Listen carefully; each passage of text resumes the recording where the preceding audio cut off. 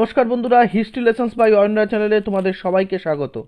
উচ্চ মাধ্যমিক 2024 final suggestion বা লাস্ট মিনিট সাজেশনের আমাদের আরেকটি গুরুত্বপূর্ণ সাবজেক্টের সাজেশন আমরা তোমাদের সামনে আজকে নিয়ে এসেছি, এডুকেশন। এর আগে কিন্তু অলরেডি আমাদের চ্যানেলে ইতিহাস, পলিটিক্যাল সায়েন্স, বাংলা প্রত্যেকটার লাস্ট মিনিট সাজেশন অর্থাৎ উচ্চ মাধ্যমিক 2024-এর শেষ মুহূর্তের সাজেশন তোমাদের সামনে নিয়ে এসেছিলাম। আজকের আমরা এডুকেশন 2024-এর শেষ মুহূর্তের সাজেশন তোমাদের সামনে আনছি। যে প্রশ্নগুলো আমরা তোমাদের সামনে আলোচনা করব সে কটা প্রশ্ন পরীক্ষার জন্য খুবই ইম্পর্টেন্ট, এর অতিরিক্ত কোনো প্রশ্ন পড়ার দরকার নেই। প্রথম প্রশ্ন দেখো, আমরা group A, group B, group C থেকে সেই অনুযায়ী দেওয়া হয়েছে, সুতরাং সেই অনুযায়ী যে কটা প্রশ্ন দিয়েছে সে কটা প্রশ্নই করো। প্রথম প্রশ্ন, সাধারণ মানসিক ক্ষমতা কাকে বলে? স্পিয়ারম্যানের দ্বিউপাদান তত্ত্বটি আলোচনা করো। পরিণমন কাকে বলে? শিক্ষাক্ষেত্রে পরিণমনের ভূমিকা আলোচনা করো। ক্ষমতা কাকে বলে? থার্স্টনের বহু উপাদান তত্ত্ব এবং দলগত উপাদান তত্ত্বটি আলোচনা করতে বলা হয়েছে। মনোযোগ বলতে কি বোঝো? আগ্রহ বলতে কি বোঝো? শিখনের কৌশল হিসাবে Skinner box very very important তোমাদের এবছরের জন্য।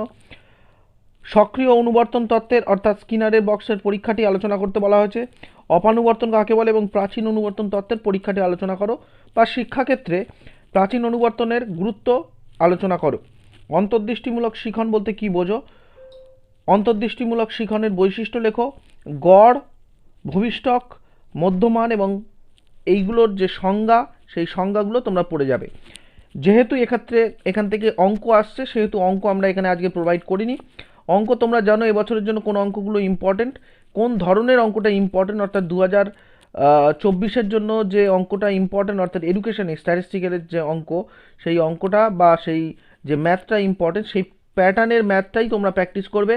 আদারওয়াইজ অন্য যে প্যাটার্নের ম্যাথ আছে, অর্থাৎ দু রকমের প্যাটার্নের ম্যাথ তোমাদের এডুকেশনের ইম্পর্টেন্ট, সেই দু রকমের ম্যাথ তোমাদের আছে এডুকেশনে। তার মধ্যে ইম্পর্টেন্ট যে ম্যাথের যে প্যাটার্ন সেটা অলরেডি আমরা কিন্তু আগে আমাদের প্রিভিয়াস যে সাজেশানে ভিডিও দেওয়া হয়েছিল এডুকেশনে সেখানে কিন্তু আলোচনা করেছি, সুতরাং সেই ভিডিওটা দেখে নেবে। তার লিঙ্ক আমরা আই বাটন বা ডিসক্রিপশানে দিয়ে দেবো, সেখান থেকে দেখে নেবে। 2024-এর জন্য যে প্যাটার্নের অঙ্ক সেই প্যাটার্নের অঙ্কই পড়বে, অতিরিক্ত অন্য প্যাটার্নের বা এক্সট্রা যে প্যাটার্নের আছে সেটা পড়ার দরকার নেই বা সেটা প্র্যাকটিস করার দরকার নেই। পরবর্তী প্রশ্ন দেখো, গ্রুপ এ থেকে কমপ্লিট হয়ে গেল। গ্রুপ বি থেকে যেসব প্রশ্ন তোমাদের পড়তে হবে। সমসুযোগ বলতে কি বোঝো? শিক্ষায় সমসুযোগের ধারণা ভেরি ভেরি ইম্পর্ট্যান্ট। ভারতীয় সংবিধানের শিক্ষা কোন তালিকার অন্তর্ভুক্ত এবং সংবিধানে উল্লেখিত শিক্ষা সংক্রান্ত ধারাগুলি, এটাও খুব ইম্পর্টেন্ট। স্বাধীন ভারতের প্রথম শিক্ষা কমিশন অর্থাৎ রাধাকৃষ্ণন কমিশন সম্পর্কে বলা হয়েছে এবং এর সুপারিশগুলো আলোচনা করো।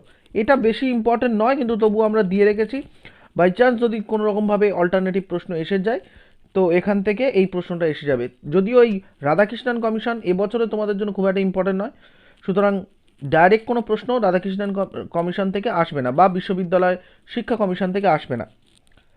পরবর্তী প্রশ্ন, মুদালিয়ার কমিশনের মতে মাধ্যমিক শিক্ষার লক্ষ্য উদ্দেশ্য, খুব ইম্পর্টেন্ট প্রশ্ন। কোঠারি কমিশনের মতে মাধ্যমিক শিক্ষার কাঠামো, পাঠ্যক্রম এবং সুপারিশগুলি আলোচনা করো। কোঠারি কমিশনের 3টে পার্ট আছে, প্রাক প্রাথমিক, প্রাথমিক এবং মাধ্যমিক। তার মধ্যে মাধ্যমিকটা এবছরের জন্য ভেরি ভেরি ইম্পর্টেন্ট। কারিগরি শিক্ষা কাকে বলে? বৃত্তিমুখী এবং কারিগরি শিক্ষার মধ্যে সম্পর্ক নিরূপণ করো। পরবর্তী প্রশ্ন, এই প্রশ্নটা এর সাথেই আছে, বৃত্তিমুখী এবং কারিগরি শিক্ষার প্রয়োজনীয়তা আলোচনা করো। এক্ষেত্রে তোমাদের প্রশ্ন কিন্তু বৃত্তিমুখী কারিগরি শিক্ষার মধ্যে সম্পর্ক আসতে পারে অথবা প্রয়োজনীয়তা আসতে পারে, দুটোর মধ্যে যে কোনো একটা আসতে পারে। পরবর্তী দেখো, গ্রুপ সি থেকে আমরা রেখেছি মূক ও বধির শিশুদের শিক্ষাদান পদ্ধতি, ভেরি ভেরি ইম্পর্টেন্ট এবং তাদের উন্নতির জন্য ভারত সরকার কর্তৃক গৃহীত যে পদক্ষেপ নেওয়া আছে সেইগুলো। সর্বশিক্ষা কমিশনের প্রস্তাবিত যে কোনো মূল 4টি উদ্দেশ্য, অর্থাৎ সর্বশিক্ষা কমিশনের যে মূল 4টি উদ্দেশ্য বা মূল উদ্দেশ্যগুলির মধ্যে 4টি উদ্দেশ্য তোমাদের লিখতে বলা হয়েছে বা এরকম ধরনের প্রশ্ন আসবে, সেক্ষেত্রে 4টি আসতে পারে, সেক্ষেত্রে দুটো সর্বশিক্ষা কমিশনের উদ্দেশ্য দুটো আসতে পারে, এছাড়া এর সাথে লিঙ্কড বা লেজুর কোশ্চেন কিছু আসতে পারে। বয়স্ক শিক্ষা বলতে কি বোঝো এবং বয়স্ক শিক্ষার লক্ষ্যগুলি আলোচনা করো, ভেরি ভেরি ইম্পর্টেন্ট এবছরের জন্য বয়স্ক শিক্ষা। সর্বশিক্ষা মিশন সফল করতে পশ্চিমবঙ্গ সরকারের গৃহীত 2টি উল্লেখযোগ্য পদক্ষেপ, এটাও ইম্পর্টেন্ট প্রশ্ন। পরবর্তী গ্রুপ ডি থেকে দেখো আমরা যে প্রশ্নগুলো রেখেছি সেটা হলো শিক্ষার একটি উদ্দেশ্য হলো একত্রে বসবাসের জন্য শিক্ষা, এটাও ইম্পর্টেন্ট বন্ধুরা। একত্রে বসবাসের জন্য শিক্ষা, কিভাবে শিক্ষার দ্বারা এই উদ্দেশ্য পূরণ করা সম্ভব, এবং জ্ঞান অর্জনের জন্য শিক্ষা, কর্মের জন্য শিক্ষা, অর্থাৎ ডেলার্স কমিশনের যে 4টে পার্ট আছে, একত্রে বসবাসের শিক্ষা, জ্ঞানার্জনের শিক্ষা, কর্মের জন্য শিক্ষা। যে 4টে ভাগ আছে সেই 4টের মধ্যে 3টে খুব ইম্পর্টেন্ট এবছরের জন্য। একত্রে বসবাসের জন্য শিক্ষা, জ্ঞান অর্জনের জন্য শিক্ষা এবং কর্মের জন্য শিক্ষা। পরবর্তী প্রশ্ন, শিক্ষাক্ষেত্রে প্রযুক্তির ব্যবহারগুলি আলোচনা করো। এবং লাস্ট প্রশ্ন তোমাদের জন্য, কম্পিউটারের শিক্ষামূলক উপযোগিতা। এই যে প্রশ্ন, যে কটা প্রশ্ন আমরা দিয়েছি গ্রুপ সি, গ্রুপ ডি এবং গ্রুপ বি এবং এ, যে কটা প্রশ্ন দেওয়া আছে সেই কটা প্রশ্নই পড়বে। তোমাদের অলরেডি সব প্রশ্ন তোমরা প্রিপারেশন নিচ্ছ, কিন্তু এই প্রশ্নগুলো বারবার করে বলছি, ভালো করে দেখে যাও। পরীক্ষায় বড় প্রশ্ন কিন্তু এর ভেতর থেকেই পাবে, 100% কমন।